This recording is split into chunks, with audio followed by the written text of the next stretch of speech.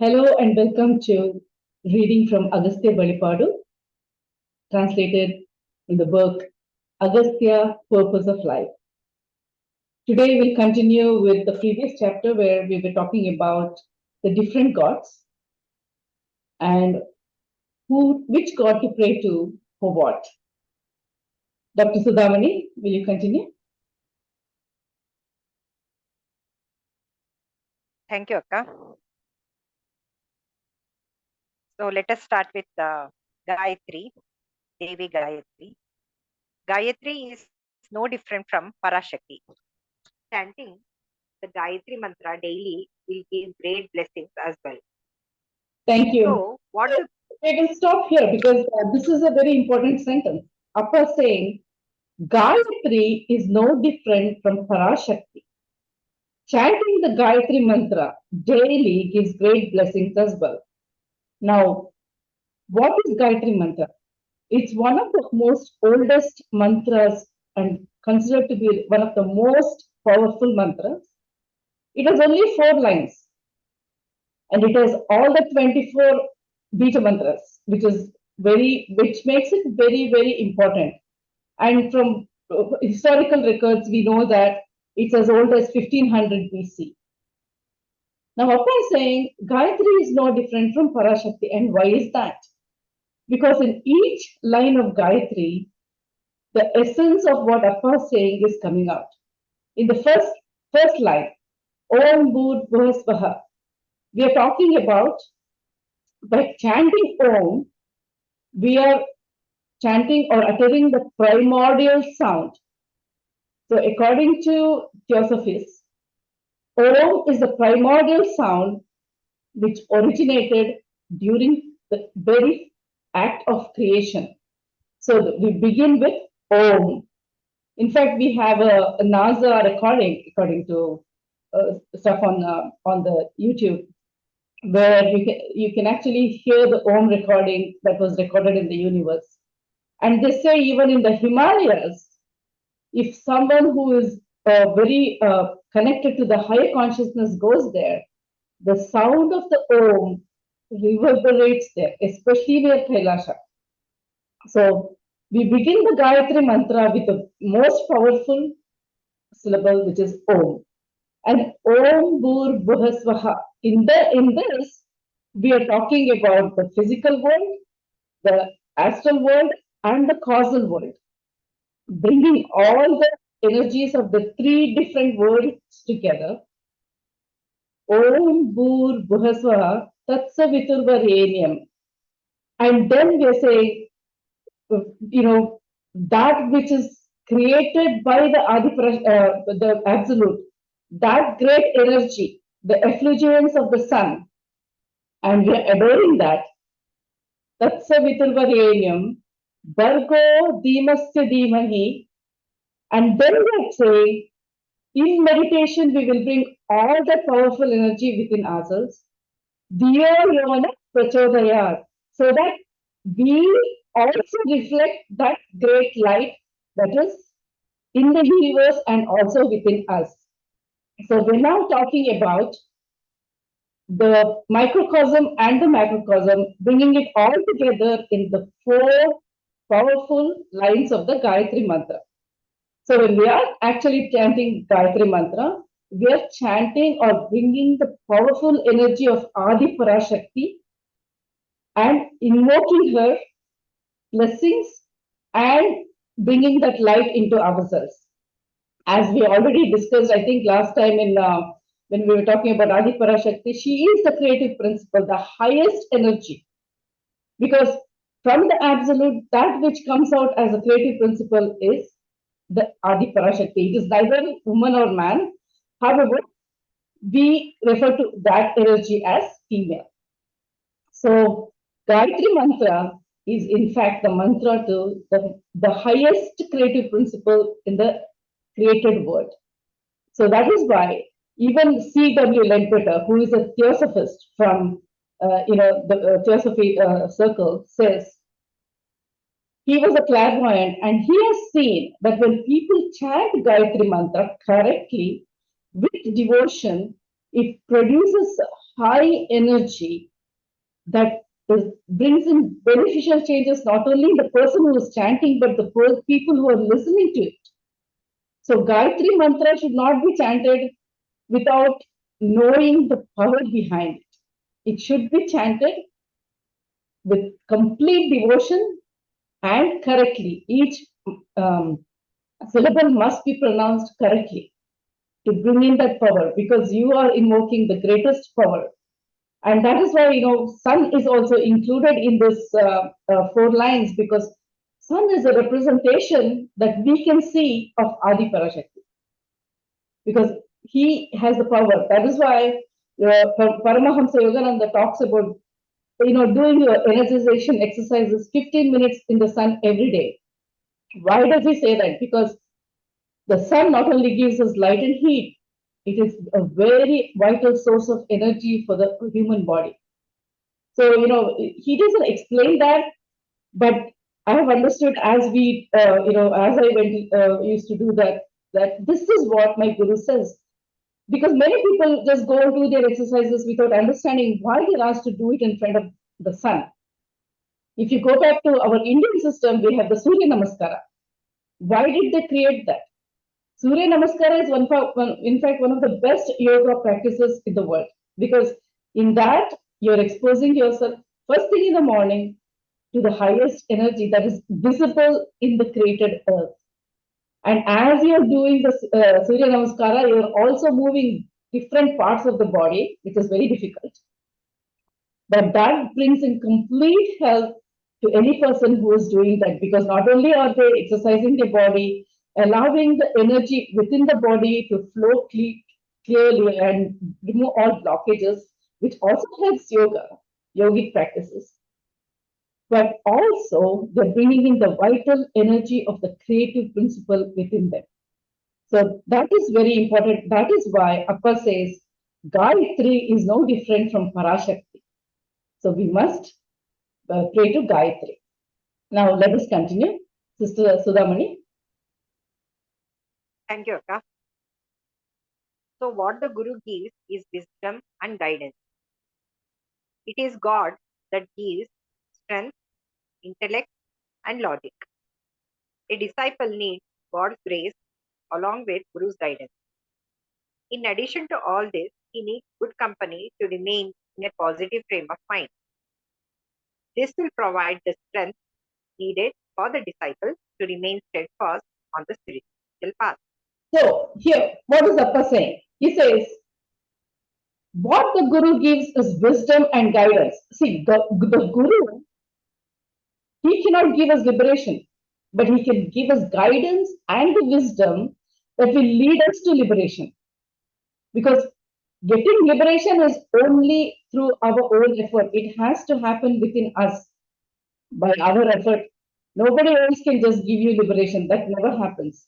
So what the Guru gives is wisdom and guidance on how to do things, how to live your life, which is very important. Guru not only gives you esoteric knowledge, he not only gives you spiritual knowledge, he tells you how to live your life, what is good and what is not. So that is why it was so important in the olden days, where you had ashrams and you had gurus, and the disciples lived with the Guru. So the Guru observed the disciple day in and day out, morning and night, seeing what is wrong with each one of them, correcting it.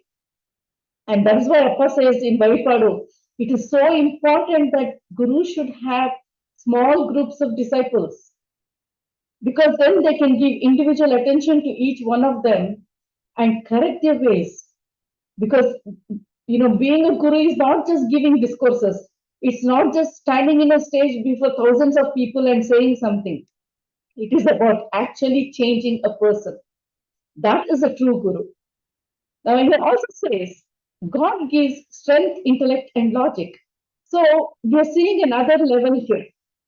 Wisdom is something that is born, which comes from experience and comes from intuitively, right?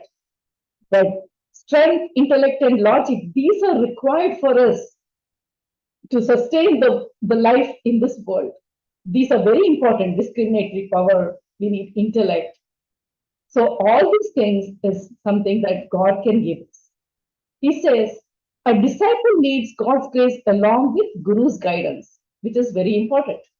So that we've already talked about in the last YouTube video, where we have said that the Guru can give us everything, but God's grace is also needed to protect ourselves from negative energies and other things, and also to strengthen ourselves. So they give us strength, intellect, and logic.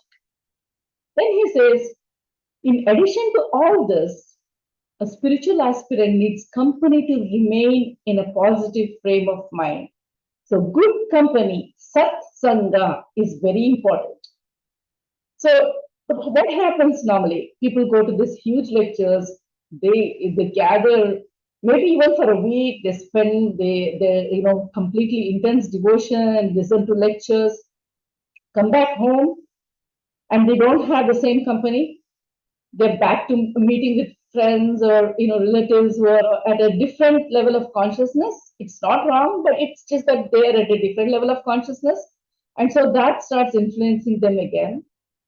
So if you really look at bad habits, most of the bad habits because of association with people who have those bad habits. Nobody just gets a bad habit. It can come from Vritti, from a previous samskara that you carry a bad habit to the current world. But what happens? How does one start a bad habit? Usually by seeing somebody or imitating somebody. So somebody else influences us. So that is why Sat Sangha is important. Company of the good. So if we make choices of being with people who elevate our thinking, elevate our behavior, we change to their level. But if we go with people who are, with crasser habits and grosser, thinking, that is going to influence us no matter how much we have, further we have gone on the spiritual path. So we must be very careful who we associate with. Doesn't mean that we become rude with anybody else. Just keep a distance, and that is okay, because until you reach a certain level, atmosphere and the people around us can and will influence us. Then the last thing he says is, this will provide the strength needed for the disciple to remain steadfast on the spiritual path. Why is that? Because if another person is, like, as I said, bad habits are formed by looking at another person or imitating another person. Good habits are also formed the same way. So when 2 or 3 people are gathered who are all discussing have elevated thinking, discussing good things, good habits, then that strengthens in each person. So that is why in India we say Sat Sangha is very important. Go ahead, Sister Damani. Thank you, Akka. Next paragraph is, even after understanding all this, if there is no discrimination, no determination, there will be no progress. That is why it is necessary to reflect if one's actions are correct, and if necessary, correct themselves. Honesty, ethics, and virtue should never be compromised. What is Appa saying here? He says, after understanding all this, we are understanding what a guru does, what God gives us, we understand satsang. He says, if you don't have determination, if you don't have the willpower, then you will not progress. So think about it in every aspect of our life. Determination is very, very important. If we want to succeed in something, if we want to do something, there should be determination, there should be follow through, there should be continuous effort. Same holds true for spiritual progress. As Appa said, go listen to a lecture, come back home and do what you have been doing every day before you went to the lecture. Then there is no benefit from that. All that was received during the satsanga in a huge crowd is lost. So we have to have the willpower each day to say, I want to walk on the spiritual path and I'll do everything I want to do to remain on the spiritual path. Because believe me, it is very easy to fall off the path. So he says, that is why it is necessary to reflect on one's actions and see if it's correct, and if necessary, correct themselves. So, see, there are two things here. One is reflecting on one's actions. So, daily reflections are very important, but if it is possible, reflecting as and when we are, going through our daily life, through the daily tasks is also important because we can correct ourselves. Say, for example, we have a habit about talking about somebody. We start talking. Immediately we realize, oh, okay, this is not good. You can stop mid sentence and change the subject. It's okay. That is where he says, if necessary, correct ourselves. See, Appa is so nice. He knows. He knows our human failings. He knows that we make mistakes despite our best intentions. Then he says, when you find out that you're making a mistake, stop and correct yourself. So, constant reflection, daily reflection, and also being aware of our thoughts and actions and what we see, what we read every day, and what we hear will help us remain steadfast on the spiritual path. And what is the underlying thing that he says here?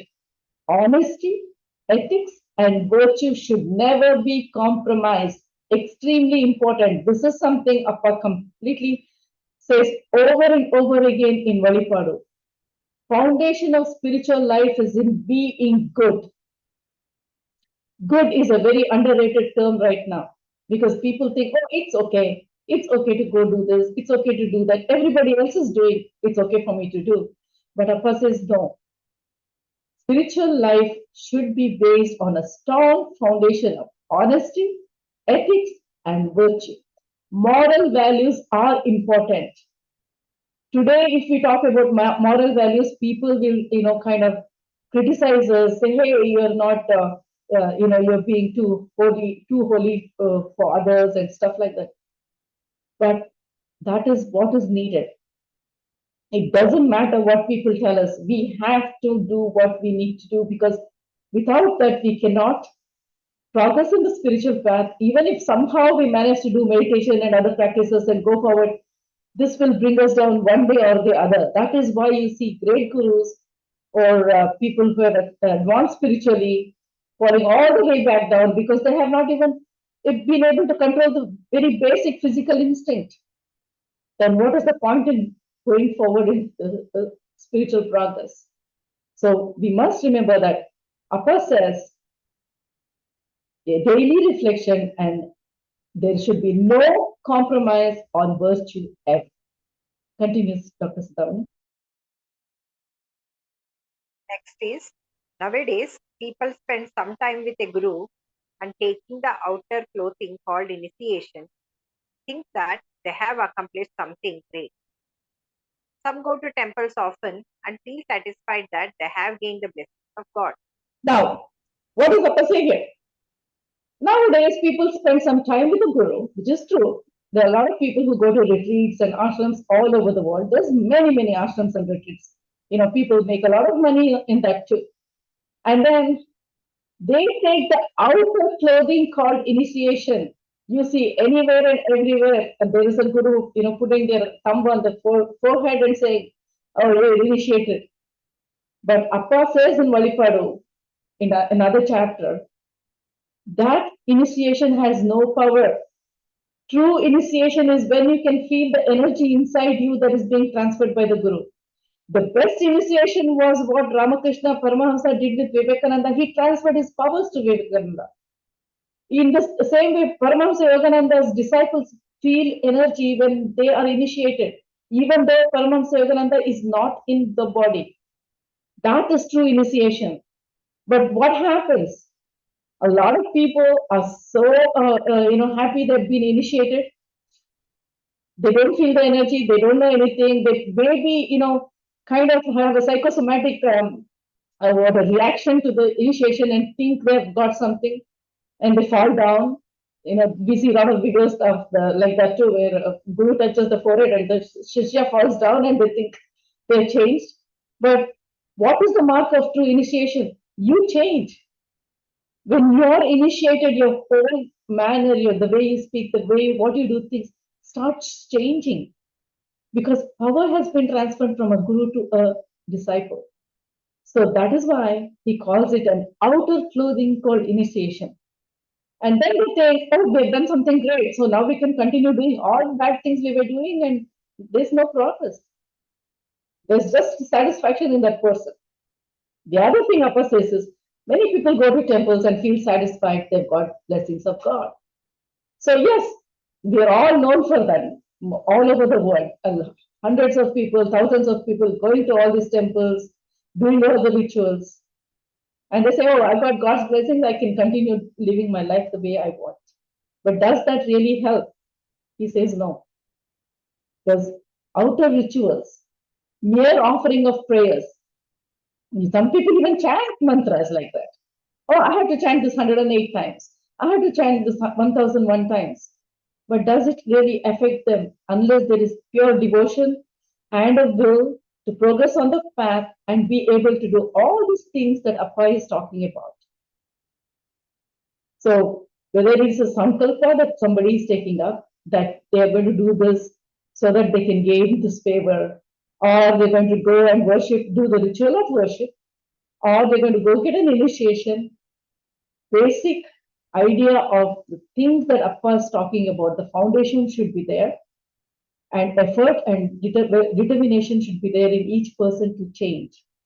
You know that a person is truly on the spiritual path when you see that they're changing. That is so important. Continue, Dr. Subramanian. Thank you, Akka. Climbing a few steps and reaching the top of the hill near the lake, they break a coconut, take some money and give it as an offering, slap their cheek a few times and think all their sins have flown away. And on the way back, seeing the worldly things of pleasure, they forget their devotional attitude. The little good they accomplish, throw it all that away in the drain of the side of the street and return with empty hands.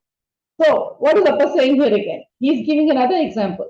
So, people go climb hills. How many people climb the Tirupati hills? Thousands, millions every day. Then they go break the coconut, they put some money in the hundi.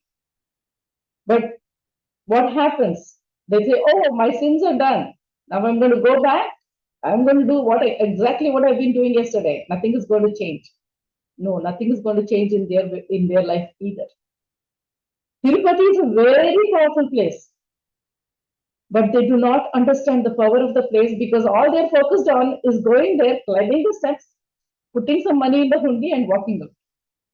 Sapa says that is of no use unless you do everything with total devotion and with he even says in one in Malipari, he gives the example of a person who's taking black money, getting money out of bad means. If they take millions of rupees and put it in the hundi, is it going to change their sins? No.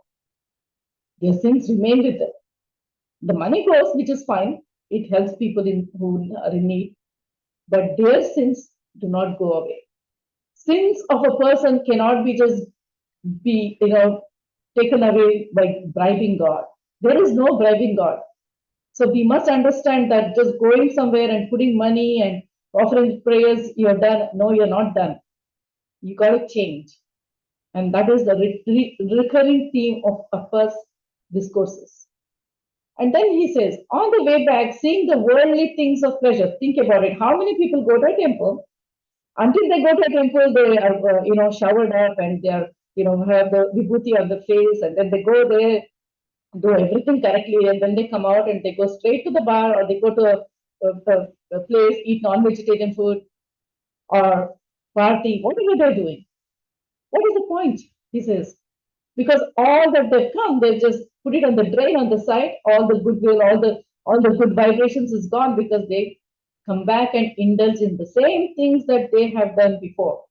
So, for example, even in some churches, you go to a church, you would think that all the people in the church are actually totally devoted to God. They're doing everything that is required. But I have myself witnessed where you go and try to talk to somebody and they turn away because you're Indian or because you're black.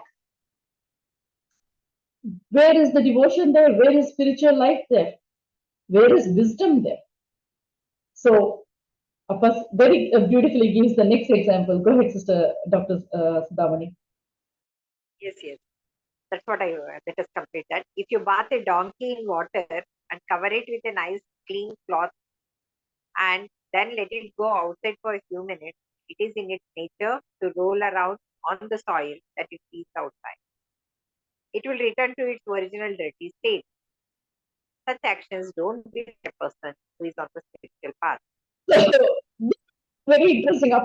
Very interesting examples in Malipadu. He says, if you take a donkey and then, bathe it nicely, make it really clean and put a white cloth on it, it'll come out. And as soon as it sees the dirt, it's going to fall down and roll all around and get dirty again. And it returns to its original dirty state. So, upon say, all of us who do this, which is go to temples and do all these rituals without really following the the reason why we are there, without devotion. We are like those donkeys. We come back and we put on our bad habits all over again. That's what it is. So such actions do not befit a person who is on the spiritual path. So let us each of us examine ourselves today and see how do we approach going to a temple or a place of worship, with what kind of devotion. And if we are doing what Appa is saying, then let us change it so that when we return from that, we maintain and hold the holy vibrations, those powerful vibrations. Because temples are, especially the ancient temples, because they've been consecrated by the great rishis and like people like Adi Shankaracharya, they have great power. Let us go, sit there, absorb the power, and bring back that goodness with us, that grace with us, and continue to let that lead a life. Be a guard on ourselves as we lead a life. So with that, we are going to end today's session. We will continue with the next chapter, which is ritual of worship, next week.